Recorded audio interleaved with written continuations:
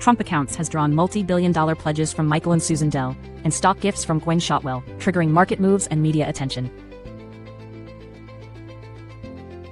The program is pairing a $1,000 birth deposit with corporate matches, and firms are donating equity and cash to expand account balances and public visibility. This will force tougher disclosure, shift corporate governance incentives toward political programs, and could concentrate benefits in regions linked to major donors, amplifying market distortions. Castlelake has offered £5.5 billion for EasyJet at £6.90 a share. The board has said it would be minded to recommend a firm bid and set an August 3rd deadline for a formal proposal. Regulators are scrutinizing foreign ownership under EU rules, while Castlelake is pressing to secure approvals, and investors are repricing EasyJet on takeover prospects. This will force a test of UK-EU aviation ownership rules, will influence EasyJet's fleet and holiday strategy under new ownership, and will reshape investor appetite for UK airlines. Thousands of Albanians have been protesting nightly against construction on protected wetlands in Sazan Island, tied to a Kushner-linked resort. The movement is framing the project as evidence of opaque permits and corruption. Police are clashing with demonstrators, and courts are processing arrests, while EU officials are raising objections.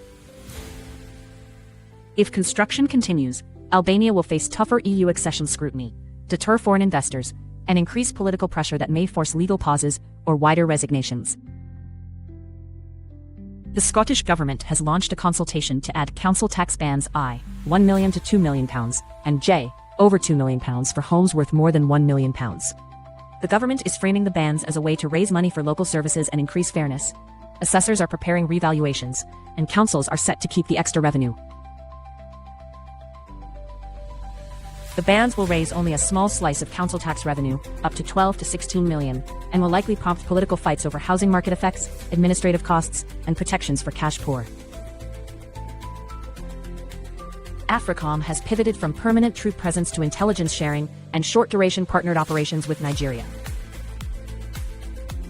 The US and partners are deepening data links, fusion centers, and advisory roles, so Nigerian-led units can act faster across the Lake Chad Basin and on trafficking routes. This will increase Nigeria's regional leverage, speed up cross-border interdictions, and raise questions about civilian risk, oversight, and who controls sensitive intelligence.